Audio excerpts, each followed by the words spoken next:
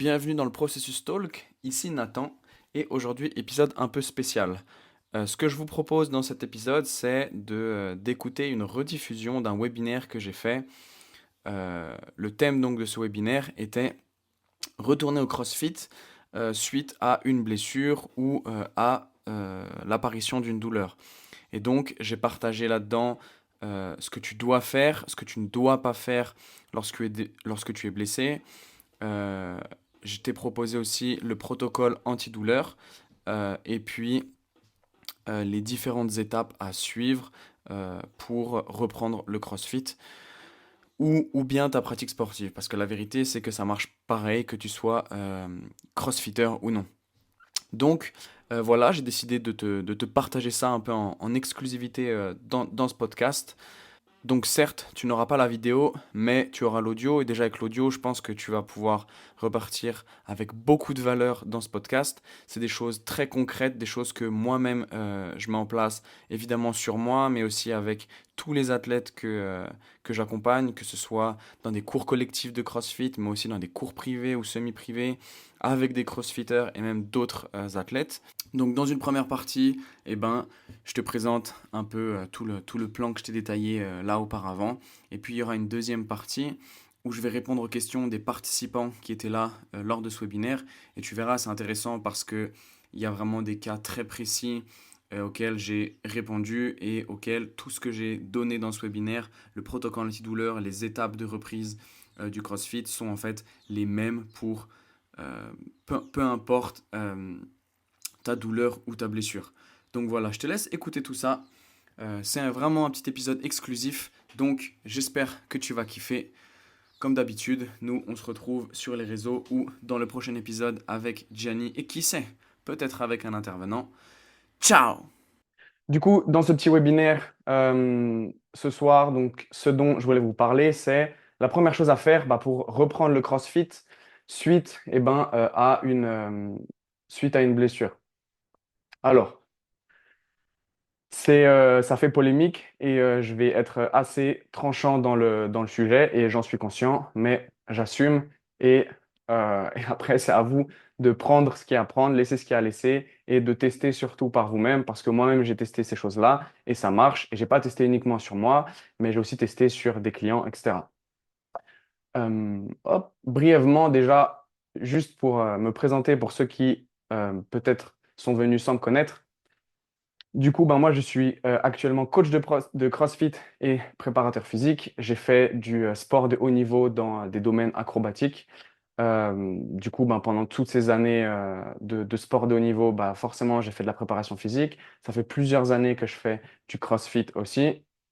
Et puis, en termes de formation, j'ai fait un cursus STAPS avec une double licence, un master et puis un paquet de formations privées qui, derrière, m'a amené à ce que je vais te présenter aujourd'hui dans ce webinaire.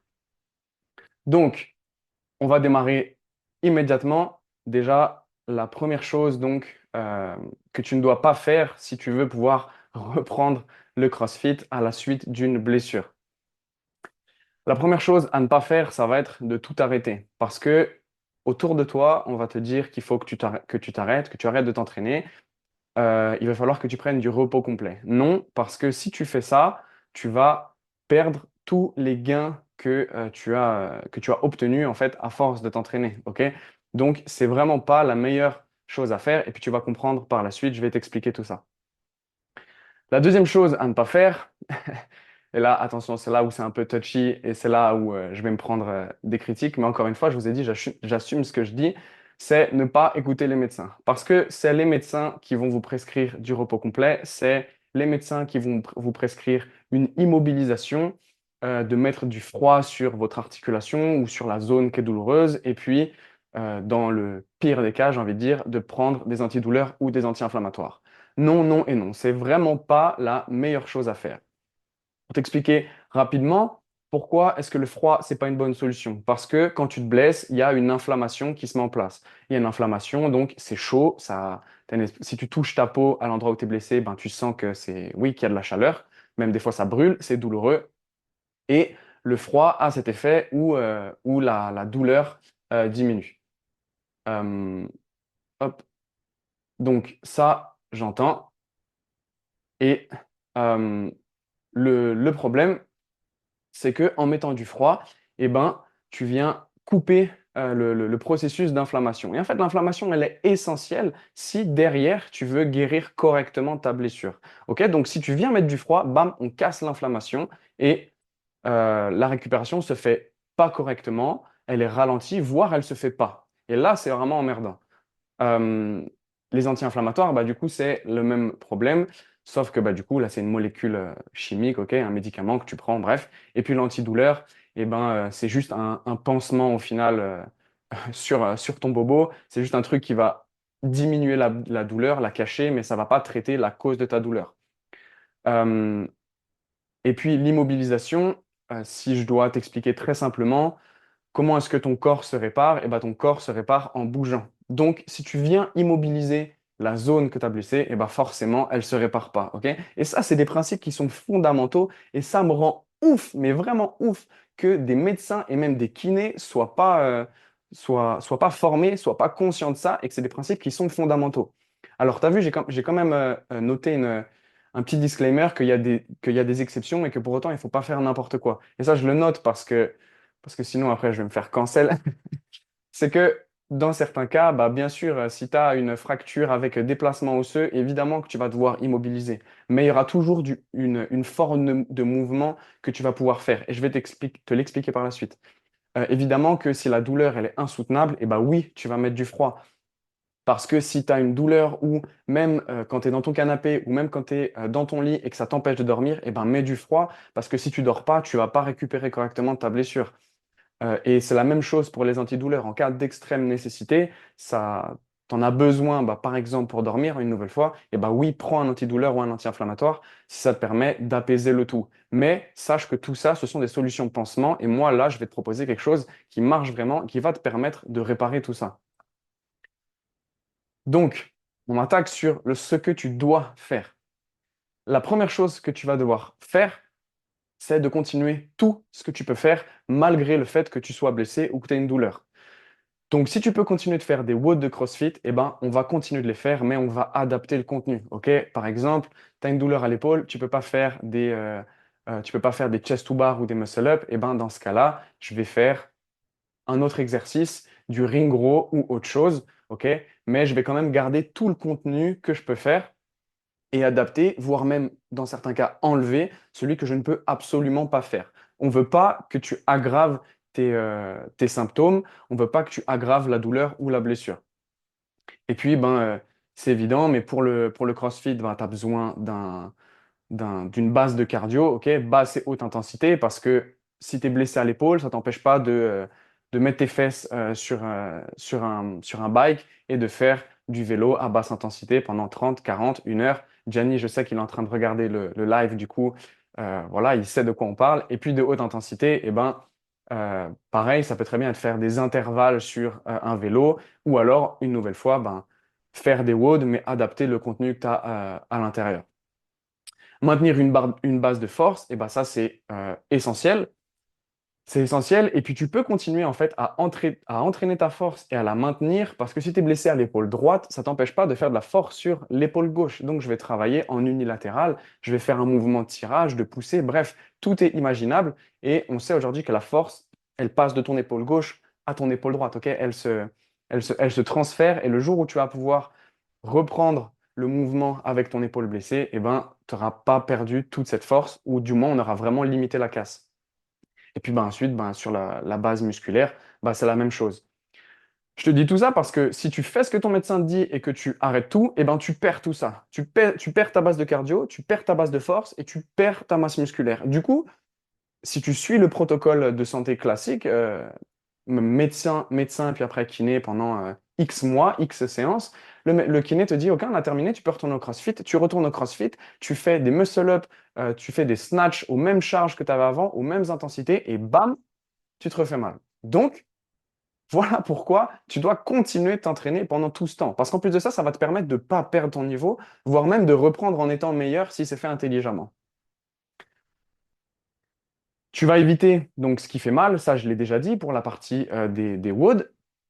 Donc tous les mouvements qui vont être trop irritables, trop douloureux, eh ben, on les arrête temporairement. Et puis, il y a une chose qui va être important que tu fasses, c'est pour identifier les mouvements irritables, il va falloir les tester, mais avec prudence.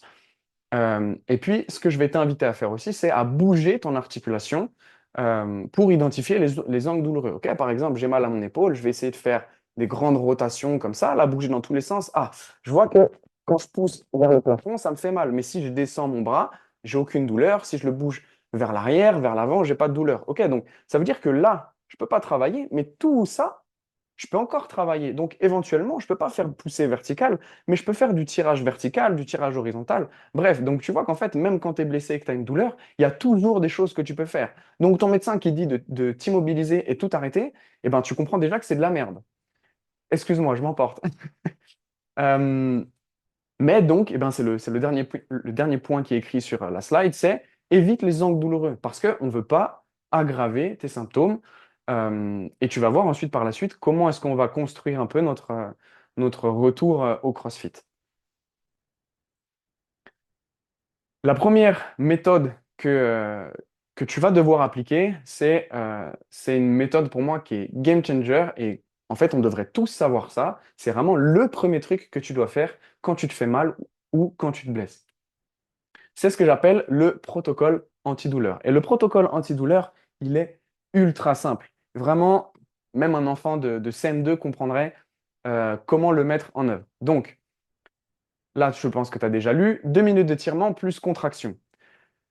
Ce que je t'ai expliqué tout à l'heure, c'est de bouger ton articulation pour identifier qu'est-ce qui fait mal. Ok. Je sais que quand je vais là, quand je pousse en vertical, j'ai une douleur au niveau de mon épaule. Donc, je vais chercher à étirer cette zone. Comment est-ce que je vais l'étirer? Je vais mettre mon bras en arrière et puis je vais jouer avec l'orientation de mon articulation pour aller chercher l'étirement précisément dans la zone qui me fait mal quand je pousse en vertical. Ok. Je vais passer 2 minutes dans cette amplitude euh, pour faire voilà, mon étirement. Je cherche à étirer la zone autour de la zone douloureuse et je ne veux pas travailler dans la zone douloureuse. Ok.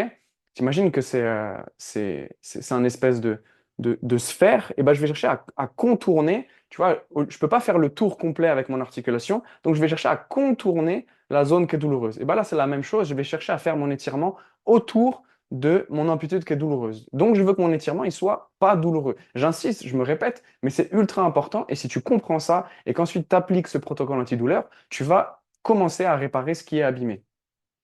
Une fois que j'ai fait mes 2 minutes d'étirement, que je me suis bien relâché, je vais rester dans ma position d'étirement. Donc, imaginons, là, je suis en train d'étirer mon épaule. Je vais contracter comme si je voulais venir pousser contre une résistance. Ok. Je me suis mis en étirement. Par exemple, j'ai posé mon épaule sur une chaise, sur un meuble, ce que tu veux, sur un banc de muscu.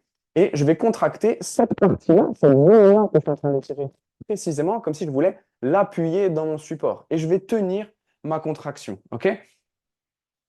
Puisque toi, tu es inscrit au webinaire, je te donnerai un petit plan un peu structuré pour voir les intensités et les temps de contraction qu'il faut que tu fasses progressivement. Mais c'est aussi simple que ça. Tu as mal au doigt, je vais étirer mon doigt pendant 2 minutes, je vais chercher l'angle qui est douloureux parce que je peux étirer mon doigt dans l'axe, mais sur le côté, un peu plus de l'autre côté. Bref, 2 minutes d'étirement et je contracte avec mon doigt comme si je voulais pousser pour plier mon doigt. Ok.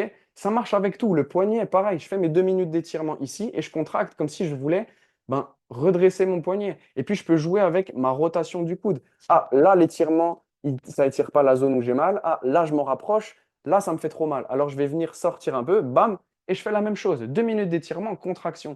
Et c'est aussi simple que ça. C'est la première chose que tu dois mettre en place pour commencer à réparer ce qui est abîmé. Dans l'étirement, t'emballes pas parce que c'est un peu une petite mise en garde, c'est que si, admettons, t'as une blessure à la hanche et habituellement tu fais un grand écart. Aller dans l'étirement, ça ne veut pas dire je vais dans mon grand écart.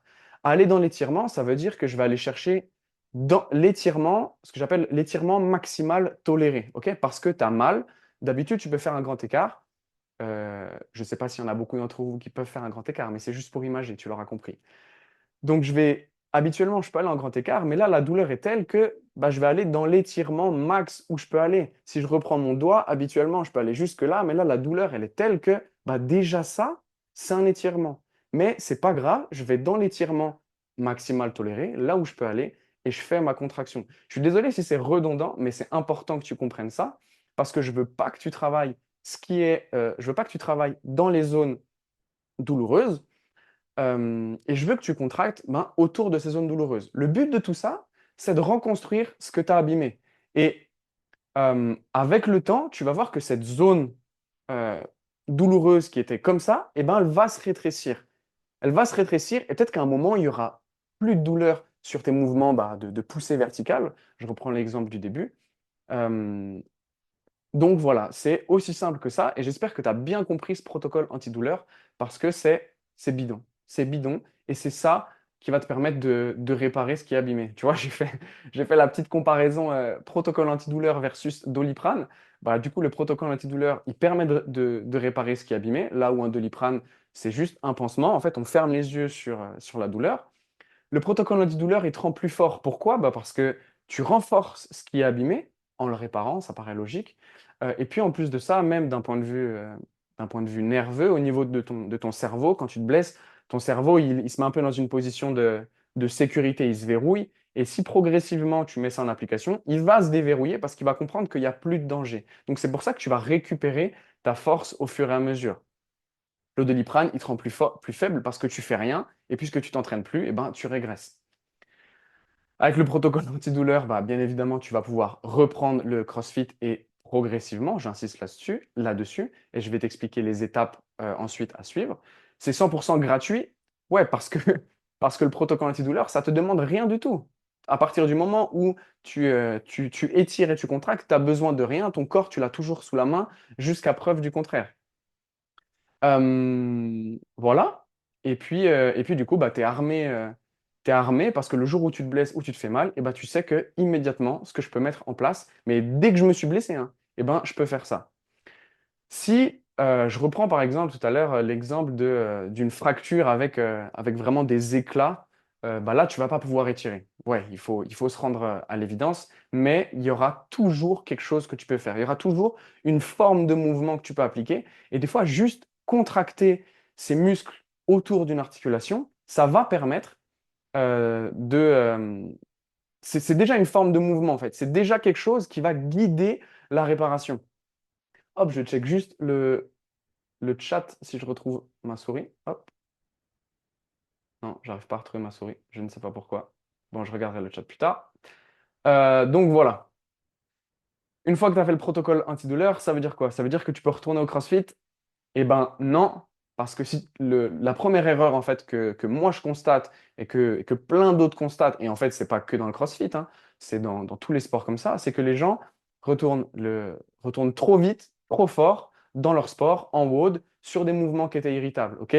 Ah, j'avais mal à l'épaule sur des mouvements de poussée verticale, mais c'est bon, là j'ai plus mal, donc je vais directement reprendre mon split jerk à 100 kg sans problème. Bah absolument pas. Ok? Il y a tout un processus à suivre avant de reprendre ce fameux split jerk à 100 kg ou ce snatch, etc. Donc, je t'ai préparé cette petite timeline. Ça peut paraître un peu dense, mais tu vas voir que c'est assez simple. La première étape, c'est la blessure, ok? L'apparition de blessure, l'apparition de douleur. Immédiatement, toi, qu'est-ce que tu dois faire? Tu dois, avant même d'appliquer le protocole antidouleur, je le rappelle, je dois identifier les zones douloureuses. Donc, je vais bouger mon articulation dans tous les sens pour chercher ce qui me fait mal. Ah, ça me fait mal. OK. Alors, je sais que ma douleur, elle est à tel endroit précisément. OK? Tu n'as pas besoin de savoir si c'est un tendon, un ligament, un muscle. On s'en tape. Identifie juste la zone et c'est suffisant. J'ai identifié protocole antidouleur. Maintenant, tu connais 2 minutes de stretch, contraction. En parallèle, comme je te l'ai déjà dit, tu vas continuer tout ce que tu peux faire pour entretenir ta force, ton cardio, et puis même ta masse musculaire, ok? Parce que l'épaule est blessée, mais tout le reste est encore fonctionnel, donc on continue. Donc c'est pour ça, en fait, tu n'as jamais vraiment arrêté le CrossFit. Au fur et à mesure que tu as fait le protocole antidouleur, eh ben, tes douleurs, ta zone de douleur, elle va s'atténuer, elle va rétrécir et tu vas pouvoir progressivement reprendre les mouvements qui avant étaient douloureux en isométrie. Ok? L'isométrie, c'est le fait de tenir une position en étant immobile. Je reprends mon exemple avec l'épaule. J'ai mal ici quand je pousse. OK? J'ai fait mon protocole antidouleur. Je vais pouvoir reprendre ce mouvement de poussée verticale, un strict press, en isométrie. Donc, jusque-là, je peux pousser. Ah, et puis à partir d'ici, j'ai mal. Alors, comme d'habitude, vu que je ne veux pas forcer dans l'angle douloureux, je vais redescendre un tout petit peu et je vais tenir ma position en isométrie. Et pendant plusieurs semaines, ça va être ça, mon entraînement sur mes épaules, ok? Pour récupérer, reconstruire ce qui est abîmé. Tenir ma position, première semaine, je fais des séries de 30 secondes. Deuxième semaine, 40. Troisième, 50, etc. Et au fur et à mesure, eh ben, je vais me rendre compte que bah, je pouvais tenir mon isométrie ici, puis ensuite là, et puis en fait, bah, là, je peux bouger normalement parce que j'ai plus de douleur ou quasiment plus. Ok? Si on prend une échelle de douleur qui va de 0 à 10, et ben en fait, j'ai juste une gêne, un 1 sur 10. Ok? Je sens que mon épaule elle a été blessée, mais ça va pas plus loin que ça. Ok? Ça ne m'empêche pas de bouger. Et quand je rebouge mon épaule dans tous les sens, et ben, plus de douleur. Donc, à partir de ce moment-là, tu vas pouvoir reprendre ce que j'appelle les mouvements dynamiques. Donc là, plus question de maintenir une position, mais on va faire un vrai mouvement de strict press, de poussée verticale, où je vais monter, je vais faire mon mouvement de poussée ici. OK? C'est aussi simple que ça. Lent, pourquoi? Parce que souvent, c'est le fait qu'il y ait de la vitesse dans dans un mouvement qui peut générer de la douleur. OK? Donc, pour le moment, on va faire uniquement du mouvement lent. Bam, je prends mon strict press, je peux le faire à la dumbbell, la kettlebell, à la barre, c'est égal. Même à la barre, c'est bien parce que ça me permet de délester un peu mon côté droit qui est douloureux.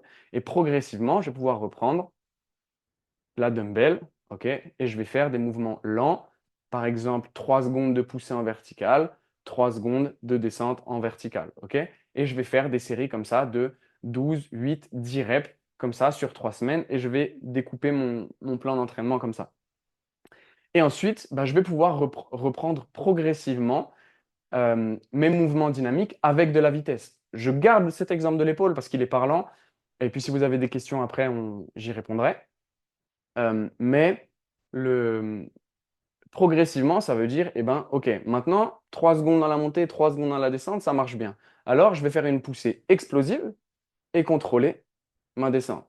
Bam, et contrôler ma descente. OK? Toujours comme ça. Et pareil, sur 3 semaines, eh ben, je vais redécouper avec des séries, bah, cette fois peut-être un peu plus courtes, de 8, 7, 6 reps, ok, avec cette intention de pousser vite sur la montée. Et quand tout ça, eh ben, ça marche bien, généralement, mes douleurs, elles sont passées. Donc progressivement, bah, je vais pouvoir reprendre mon speed jerk. Mais le reprends pas immédiatement à 100 kilos parce que tu t'exposes à un risque et tu peux te flinguer l'épaule. Ok? Donc ce serait quand même con que tout ce qu'on a construit jusque-là, eh ben, en fait, tu jettes tout ça à la poubelle. Ok? Donc bah, je vais reprendre mon speed jerk, 70, ça passe bien. Pardon, 70, 70, 80, 90 kilos, ça marche très bien. Ok, et bah peut-être que je peux faire mon sang maintenant. C'est simple et c'est ces étapes-là que tu dois suivre si tu veux faire les choses bien. Et comme je te l'ai dit, ça marche avec tous les mouvements. Une fois que donc tout ça, c'est OK, que tu as continué tout ce que tu pouvais faire, que tu as fait le protocole antidouleur, que tu as repris les mouvements en isométrie, les mouvements dynamiques lents, puis progressivement les mouvements rapides, et ben là, tu peux reprendre le CrossFit. Est-ce que ça veut dire que je reprends le CrossFit comme avant? Toujours pas, et il faut y retourner progressivement.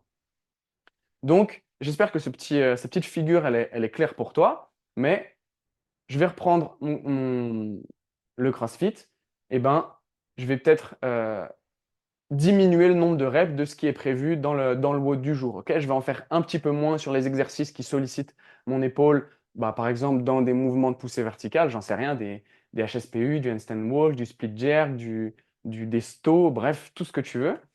Je vais peut-être en refaire, mais en faire un petit peu moins. Et puis la semaine suivante, eh ben, je rajouterai une rep de plus. Et puis la semaine encore après, je rajouterai une rep de plus. Ok, pour progressivement retourner à ce que je pouvais faire avant.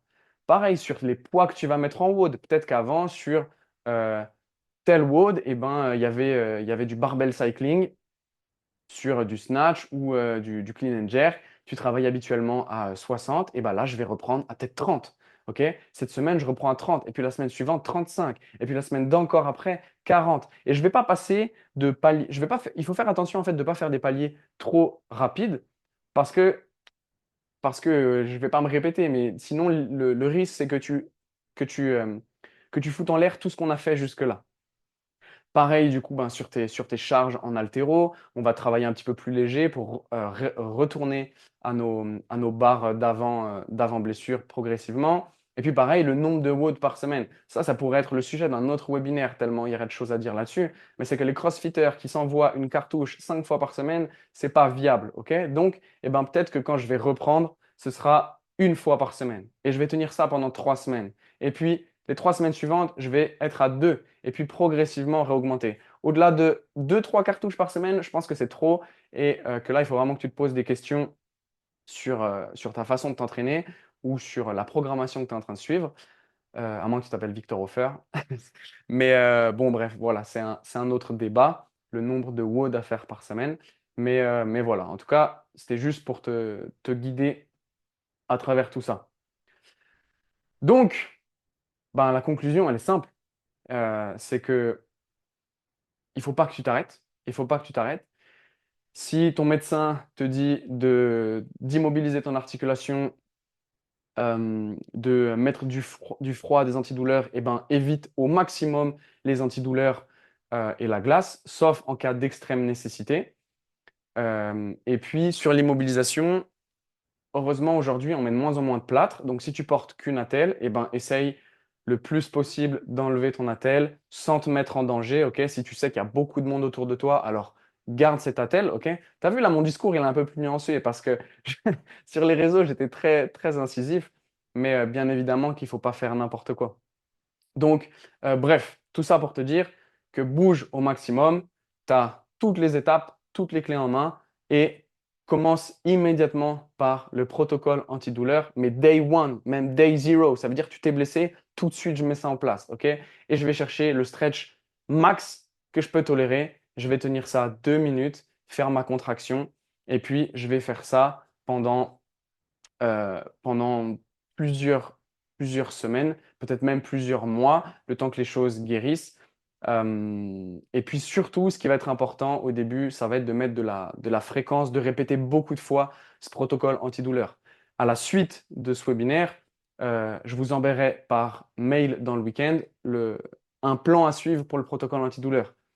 Les premières semaines, le faire 10 à 20 fois par jour, c'est important, ok? Parce que c'est le moment clé euh, où les choses commencent à se réparer et tu ne peux pas manquer cette opportunité ben, de vraiment tout restructurer dans ton articulation pour qu'ensuite le reste de ta récupération et ton retour au CrossFit se fasse correctement.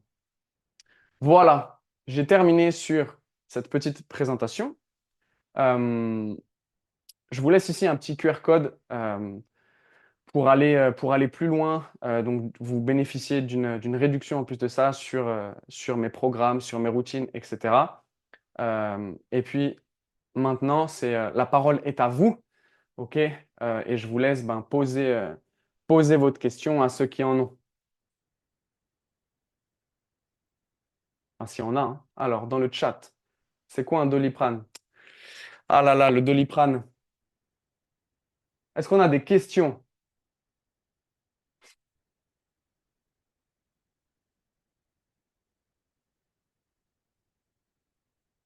pour les douleurs chroniques? La formule reste la même. Alors, euh, pour les douleurs chroniques, c'est une bonne question.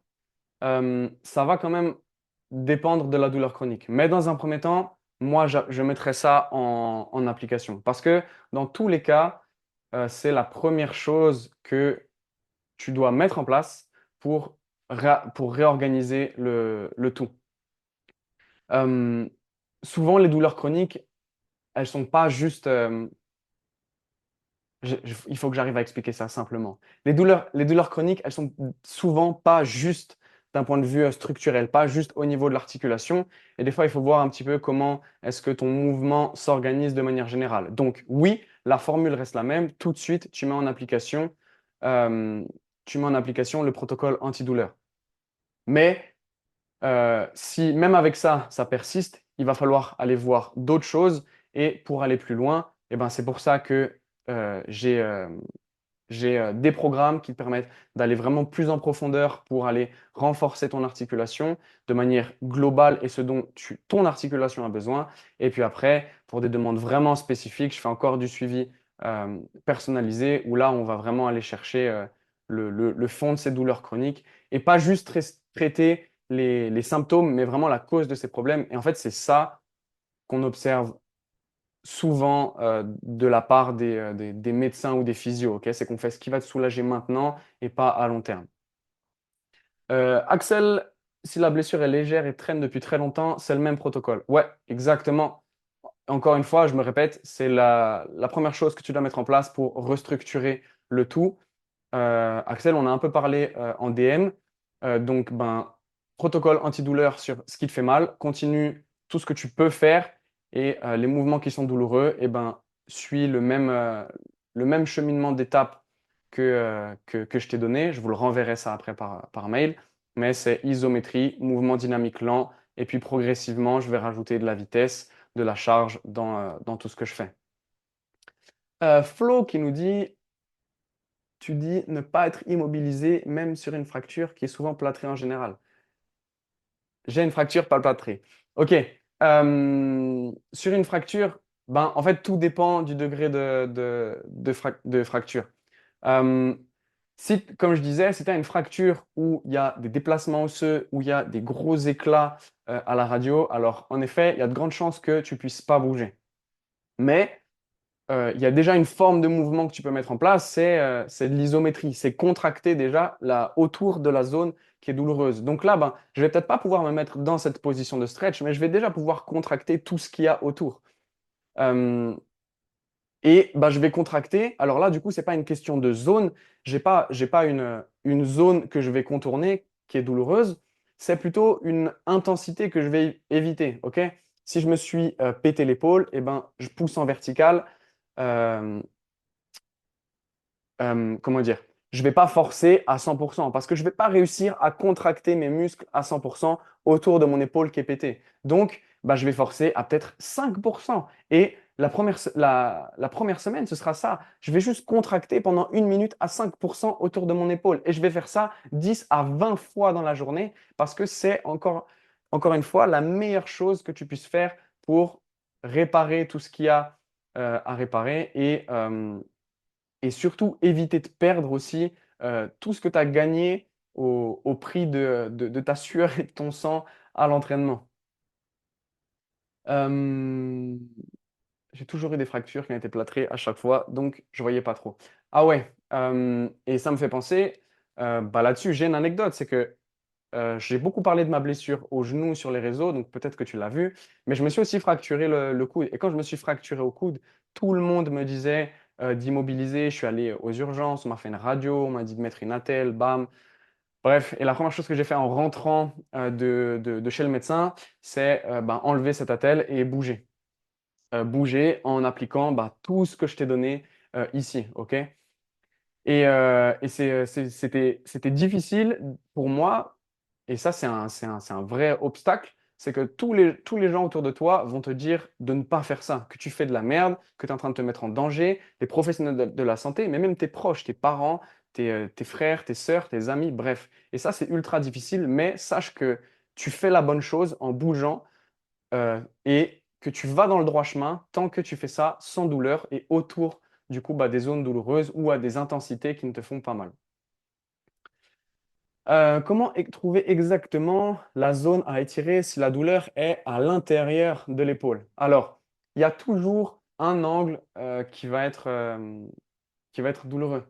Attends, oh mince, maintenant ils réfléchissent à 2 fois avant de plâtrer quand même. Ouais, heureusement d'ailleurs, heureusement. Donc, pour répondre à Axel, comment on fait pour trouver la zone à étirer? Alors, déjà, tu vas le faire toi-même.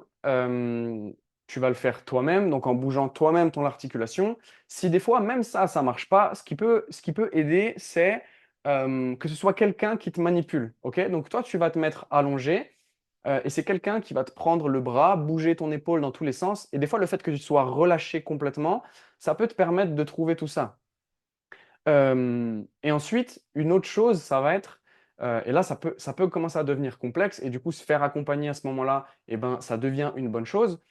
C'est que si on parle de l'épaule, bah, l'épaule, elle dépend aussi de plein d'autres articulations. Elle dépend de ton dos, elle dépend de tes cervicales, même de ton coude. Et c'est pour ça que des fois, il va peut-être falloir jouer ben, avec l'angle de ton épaule, mais peut-être aussi l'orientation de ton coude, voire même ben, de ta tête. Ok? Parce qu'il y a un ensemble quand même d'articulations qui vont influencer l'articulation et la zone où tu as mal. Donc ça peut être aussi des clés à explorer. Je réponds maintenant à Florent. Est-ce que ce protocole se fait avec toutes les blessures? Exemple, déchirure musculaire, lésion nerveuse, ou y a-t-il d'autres points qui pourraient être pris en compte, genre excentrique, isométrique à l'échec, EQI? Ok, Florent est un connaisseur. Euh, alors, oui, dans l'absolu, ça se fait avec toutes les blessures. Maintenant, la seule règle que tu devras respecter, ce sera toujours la règle de la douleur. Parce que si on prend un tendon, tu as une tendinopathie. Tendinopathie, pour les moldus, c'est une tendinite. On ne dit pas tendinite, on dit bien tendinopathie. Euh, L'étirement, c'est pas la meilleure chose à faire sur une tendinopathie.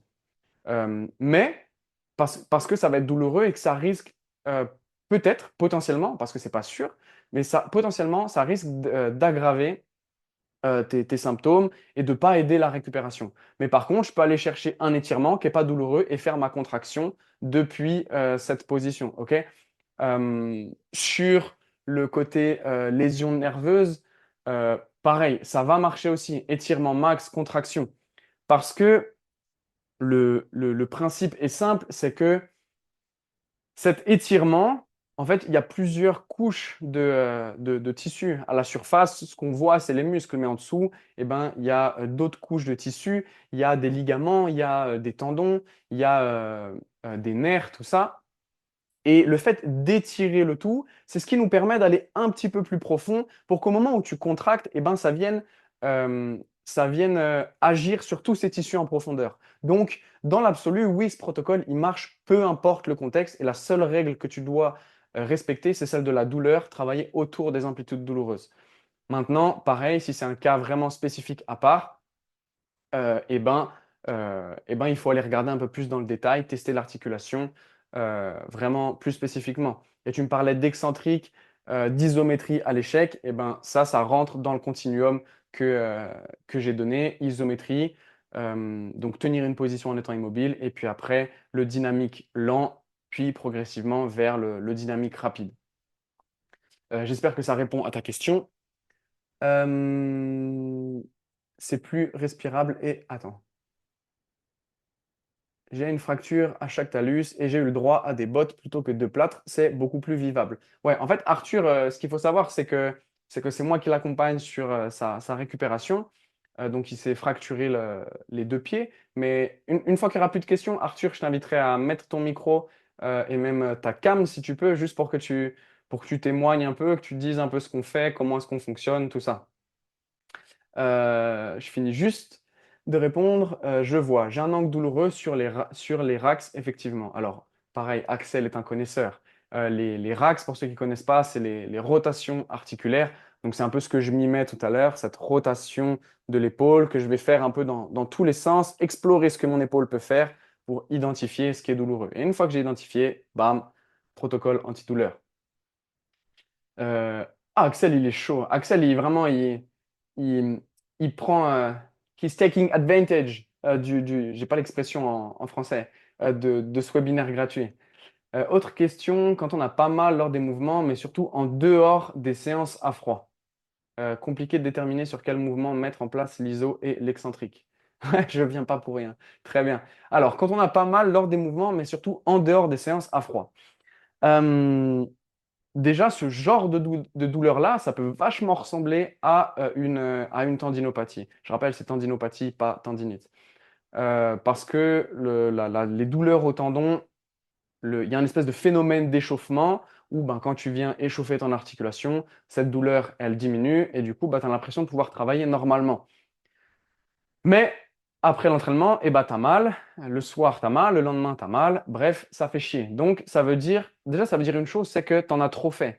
D'un point de vue musculaire, tu n'en as peut-être pas trop fait. D'un point de vue sur tes ligaments, tu n'en as pas trop fait. Sur tous les autres tissus, tu n'en as pas trop fait. Mais c'était trop pour ton tendon, puisque ton tendon, il est douloureux. Je dis tendon, mais ça se trouve, c'est pas ça.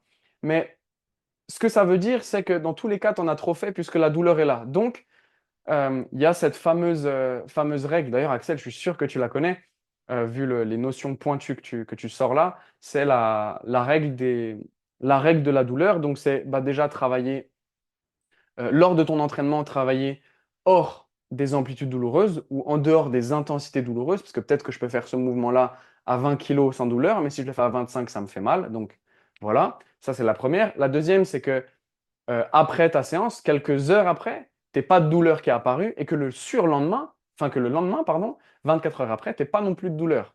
Si tu as une douleur dans cette échelle de temps-là, ça veut dire dans tous les cas que tu en as trop fait. Tu en as trop fait pour la zone qui est douloureuse. Donc, alors dans ce cas-là, on réduit, on fait un petit peu moins et on fait, dans ton cas, Axel, je sais que c'est compliqué et que tu as du mal à identifier ce qui te fait mal. Alors, déjà, je t'ai donné des clés et ensuite, ben, tu vas faire ce que tu peux faire en tenant compte de cette douleur et on ne veut pas que le lendemain, décidément, j'y arrive pas, que le lendemain, t'aies pas de douleur, ok? Et essaie de trouver ce curseur, ok, qui fait que bah, là, j'ai pas de douleur, ok. Ça veut dire que je suis dans le juste et que j'ai travaillé avec le bon volume, le bon nombre de répétitions ou le bon temps sous tension si par exemple j'ai tenu une position en isométrie, ok? Et une fois que tu as identifié ça, eh ben, très progressivement, je vais rajouter du temps. Mais si tu combines ça avec le protocole antidouleur, tu as déjà des clés pour que ça marche. Maintenant, s'il y a des choses très précises à identifier, bah ça, il n'y a que un testing complet et un suivi pour aller vraiment plus loin qui nous permettront de voir ça. Les trois douleurs, effectivement, je me suis entraîné trop longtemps sur ces douleurs-là. Je suis à 5 jours off et les douleurs sont toujours là. Ouais, et puis en plus de ça, bah, tu l'as compris, c'est que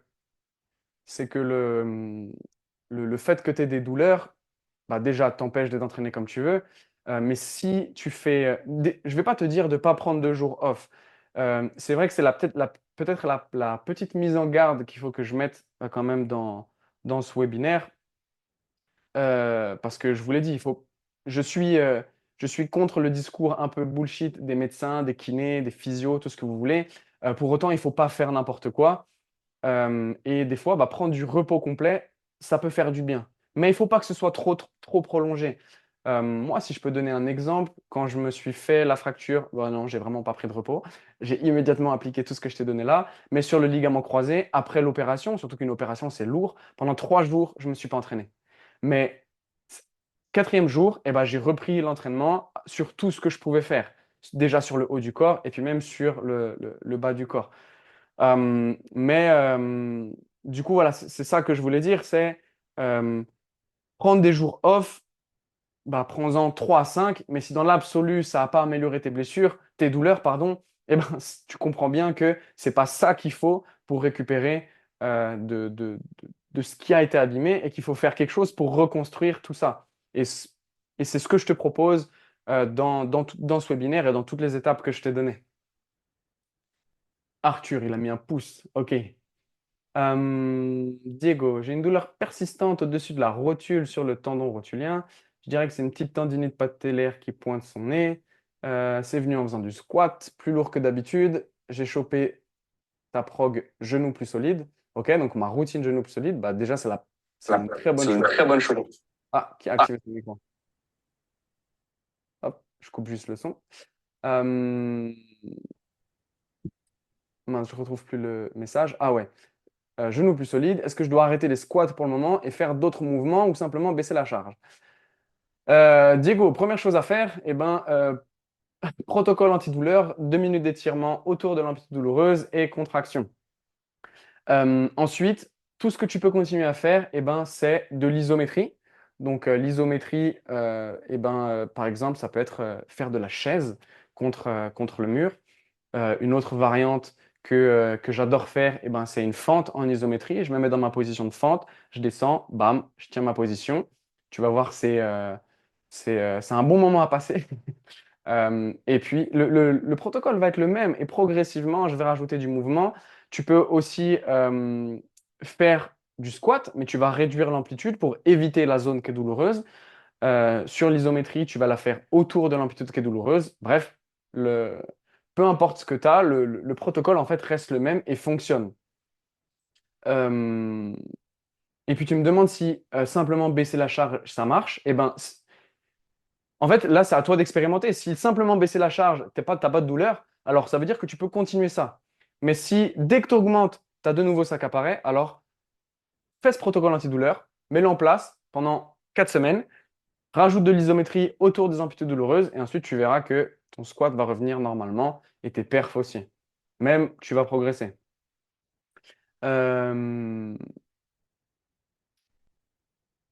Alors, Florent, merci pour ta réponse. Je repose juste ma question d'avant en prenant le cas d'un nerf qui aurait été étiré et blessé justement dans cette position d'étirement. Ça voudrait dire qu'il faut effectuer des étirements de 2 minutes avec une concentration, avec une contraction, alors que c'est comme ça que le nerf a été blessé. Ouais, ouais, fais-le, fais-le, mais encore une fois, euh, en fait, ton nerf a été blessé comme ça, mais c'est aussi ce qui va le réparer. Tu sais, c'est toujours la même chose. C'est la dose qui fait le poison. Et, euh, et donc, ben, si tu mets la bonne dose, c'est ce qui va te permettre de récupérer. Ce qui fait que ça t'a blessé, c'est que la dose était trop importante. Et pour la réparer, il va falloir Ouais. reprendre, mais avec une toute petite C'est dose. bon. Ah, Answer me because I'm paying. qui a son We micro watch. activé? Hop. Euh, donc, bah, tu vas pouvoir appliquer ce protocole. Et ça va te permettre de réparer tout ça, même si c'est au niveau d'un nerf. Hop. Est-ce que j'ai répondu à ta question? Parce que du coup, j'ai été perturbé par le son. Du coup, je me suis perdu dans mon explication. En tout cas, voilà, tant que tu respectes en fait cette fameuse règle de forcer en dehors de ce qui est douloureux, tu vas voir que progressivement, tu vas te réapproprier euh, cette zone, ces mouvements qui sont douloureux. Et voilà, la recette est toujours la même. J'ai une douleur dans le bas du dos suite à une hernie, problème de dos et un muscle sur lequel on force, peu importe le mouvement, et un mouvement qui ne va pas faire mal un jour peut faire mal un autre. Oui. Attends, je comprends pas où tu vas venir. J'ai une douleur dans le bas du dos suite à une hernie. Ok. Euh, la même chose, je vais chercher à étirer mon bas du dos et contracter depuis cet étirement. Euh, et je suis complètement d'accord avec toi sur le fait qu'un jour ça peut faire mal et pas un autre. Et c'est pour ça que dans la timeline que j'ai donnée, j'ai pas donné de valeur de temps. Parce que pour moi, c'est un mensonge de dire que en 3 semaines, tu vas pouvoir reprendre le CrossFit. C'est n'importe quoi, c'est impossible. Ça prend du temps, surtout quand c'est des structures qui sont profondes, comme bah, là, dans le cas d'une hernie, un disque intervertébral, eh ben, ça prend du temps à récupérer, mais ça se répare. Il faut le savoir.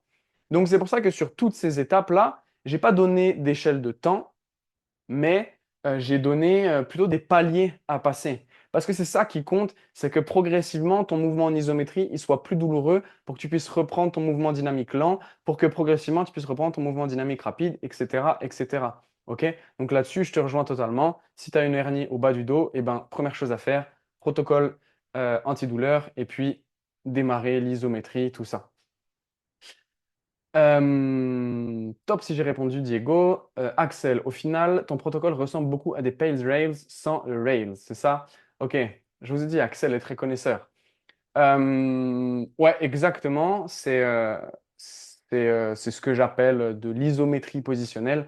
Bref, c'est un nom très compliqué et on s'en fout un peu du nom. Moi, j'appelle ça le protocole antidouleur. J'étire 2 minutes et je contracte et ça marche super bien.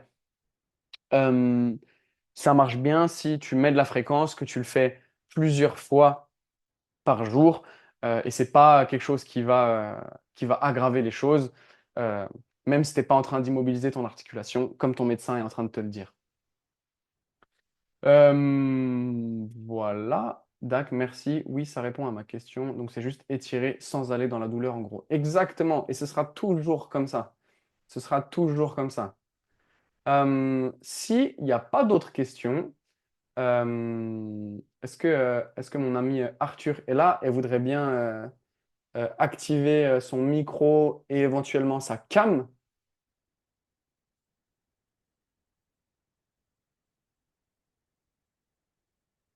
Arthur, es-tu là? Ouais, je sais pas si tu m'entends. Oh oui, je t'entends. Ah oui, c'est C'est bon. parfait. Ok. Du coup, Arthur, alors attends, juste une question. Vaut mieux faire que l'étirement ou que la contraction? Non, il faut faire les deux. Il faut faire les deux et sauf cas particulier, comme je l'ai dit, si tu as une grosse fracture avec un déplacement, tout ça, tu pourras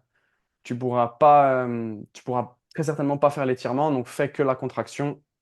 Et si t'as pas le temps, bah, pose-toi la question de est-ce que tu as le temps d'être blessé et de galérer? Voilà, j'ai que ça à te dire. Si tu préfères suivre les, euh, les, les guidelines que ton médecin te donne, mais en fait, bah, pas récupérer correctement et perdre tout ton niveau, bah, vas-y. Mais si tu peux prendre ce temps-là, parce que ça te prend littéralement 3 minutes plusieurs fois dans ta journée, surtout que quand tu es blessé, souvent, tu n'as rien à faire. Donc, bref, voilà. Je dis ça maintenant. J'aimerais que, Arthur, tu nous dises un peu euh, ben, ce qu'on fait ensemble, pourquoi est-ce que tu es venu me voir, et puis bah ouais, un peu le processus de tout ça là, parce que ça fait déjà plus d'un mois que je t'accompagne.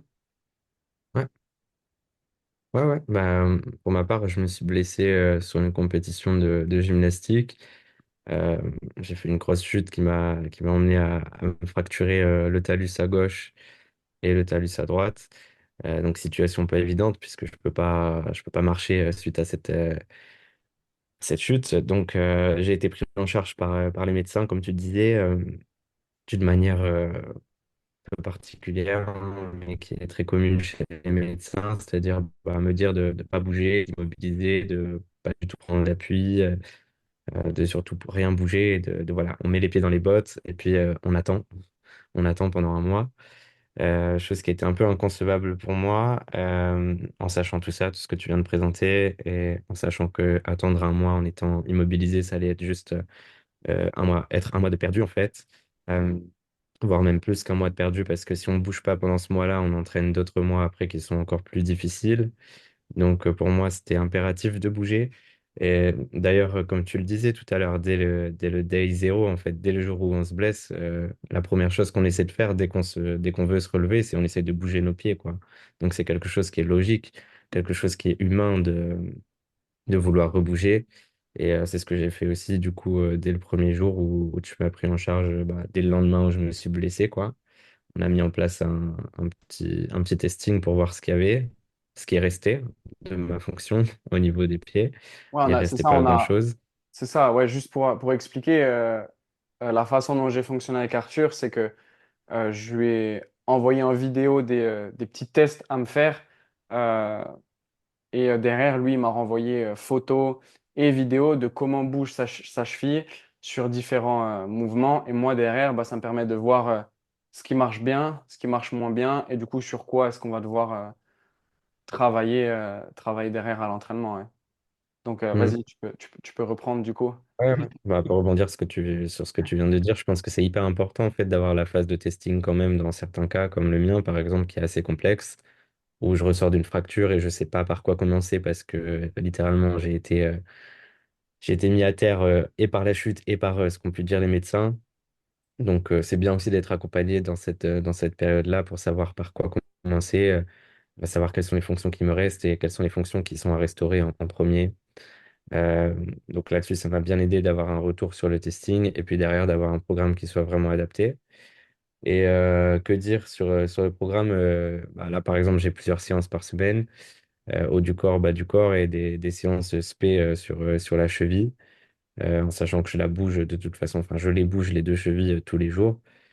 Euh, Et puis voilà, je sais pas trop quoi dire, Nathan. Je sais pas si tu as des questions ou en particulier.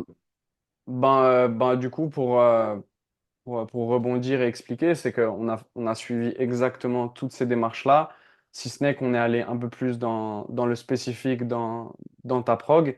Déjà, on a continué tout ce que Arthur peut faire. Donc, ben, le haut du corps fonctionne. Donc, on a fait des tractions, on a fait des dips, on a fait des handstand push-ups. Euh, voilà, parce que jusqu'à preuve du contraire, ses épaules marchent bien. Ouais. Marchent bien.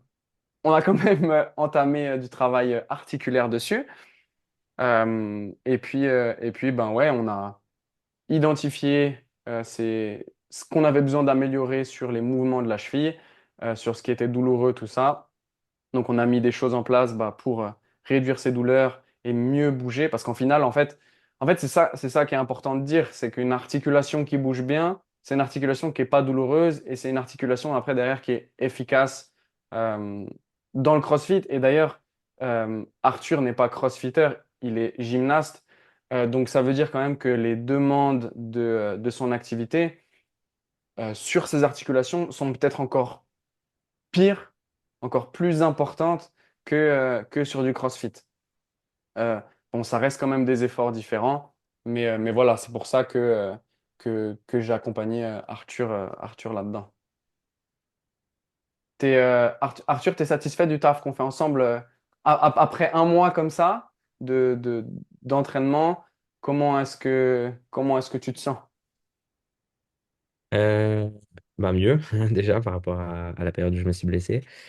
Et puis, non, non, bah, je peux être que satisfait quand je passe de ne pas pouvoir marcher à pouvoir remarcher déjà en l'espace de quelques jours.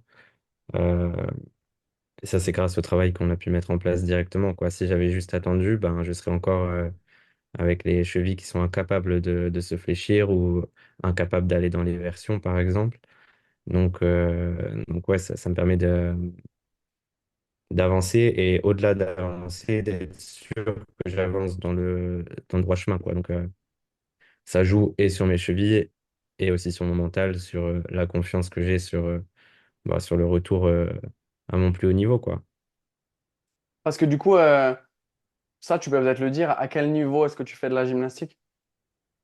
Alors, je fais ça au niveau national, mais ça se formalise par des entraînements quotidiens, parfois du bi-quotidien et des compètes jusqu'au championnat de France en catégorie nationale. Voilà, Arthur pèse, c'est ça qu'il voulait dire. Ok, ben, je te remercie Arthur pour C'est à toi. cette petite intervention. Nous, on continue le taf parce que la nouvelle prog est dispo, ça démarre lundi. Yes. Si jamais il y en a qui ont des questions, posez-les dans le chat, voire même prenez la parole. Et puis, ah, alors, on a une petite question. Flo qui nous dit, est-ce que si une fracture du talus a été malheureusement immobilisée un mois en botte et que les fonctions ont été peu perdues, que doit-on faire? Qu'est-ce qu'on doit faire? Retrouver la fonction de ta cheville. C'est une très bonne question, ça. Est-ce que la question, c'est, OK, merde, j'ai écouté mon médecin, j'ai immobilisé, est-ce que c'est trop tard? Est-ce que c'est foutu? Euh, Clairement, non. Et au final, la démarche va être la même. Protocole antidouleur, stretch, contraction, reprendre les mouvements en isométrie autour des zones douloureuses pour que progressivement ces zones diminuent. On va reprendre le dynamique lent, progressivement rajouter de la vitesse dans ces mouvements-là. Et voilà, en fait, c'est pareil. Le fait de le prendre day zero, comme Arthur l'a dit, dès qu'on s'est fait mal, c'est la meilleure chose à faire parce que c'est dès que la blessure est apparue qu'il faut, euh, qu'il faut envoyer nos ouvriers réparer ce qui a été abîmé. Donc, si tu attends, ben, en fait, tu perds du temps et il y a des chances que, euh, que revenir réparer tout ça, euh, ça prenne encore plus de temps que si tu l'avais pris en charge dès l'apparition de la blessure ou de la douleur. Donc, voilà. Est-ce que j'ai répondu à ta question, Flow? Super, merci, car c'est le cas de ma mère et à présent, elle ne remâche pas super. Les dévers sont compliqués. Bah, écoute, tu sais ce qu'il faut faire, hein, tu sais ce qu'il faut faire. Au niveau de l'accompagnon, a-t-on accès à des vidéos d'exercices? La façon dont je fonctionne sur mes accompagnements personnalisés, donc Arthur l'a bien dit, il y a ce petit testing articulaire qui me permet vraiment de cibler la prog pour que cet entraînement soit spécifiques à tes besoins, à ta blessure, à tes douleurs. Et puis, ben, bien évidemment, j'utilise une application de coaching et dessus, il y a toutes les vidéos d'exercices qui t'expliquent ce que tu dois faire. Et puis même moi, après, euh, je vais y arriver. Je reste disponible en fait pour qu'on échange. Et moi, après, j'ai accès au retour que tu me fais via cette application, les photos, les vidéos, je réponds à tes questions, tout ça. Bref, donc oui, tu as une banque d'exercices qui t'explique ce que tu dois faire avec ton programme. Et en plus de ça, bah, voilà, je suis là pour t'accompagner et t'aider au mieux bah, dans ton retour au CrossFit. Euh, Tu as même une plateforme Kali. Est-ce que tu parles de moi, Arthur? Ah, merci. L'application, non, ce n'est pas Train Heroic, c'est True Coach. Mais ça marche pareil. Voilà. Bien, eh bien, écoutez, s'il n'y a pas d'autres questions, merci toi aussi, t'es Kali. Merci Arthur. S'il n'y a pas d'autres questions dans ce cas-là, eh ben, je m'en vais couper ce live. Euh, La suite, c'est que je vous envoie par mail donc ce petit par PDF donc les étapes à suivre et puis le plan du protocole antidouleur. Et puis vous l'avez sous les yeux. Vous pouvez récupérer ce QR code pour profiter de moins 30% sur tous mes programmes et routines qui sont sortis pour le moment. Et puis, ben, pour toute demande spécifique, on m'a parlé de hernie discale, de, de tendinopathie ou de syndrome fémoro-patellaire, je ne me souviens plus. Bref, euh, et ben, on peut prendre rendez-vous ensemble. Et dans ce cas-là, je vous laisse me contacter sur Insta. Ce qui est important, je vois que ce qui est important dans ce qu'a dit Arthur, au-delà du travail physique, c'est que l'accompagnement et la reprise des aide à reprendre aussi le moral. Ah, des petites victoires, j'imagine que c'est ça. Ouais, c'est clair. C'est exactement ça. Et dans le cas d'Arthur, quand on sait que marcher, c'est quelque chose qu'on fait généralement à partir de la première année de sa vie et pendant tout le reste de sa vie. Ouais, marcher, ça paraît rien, mais c'est déjà une énorme victoire bah, dans le cadre de sa fracture aux deux pieds. Pépite, ce petit live, coach, merci pour tout.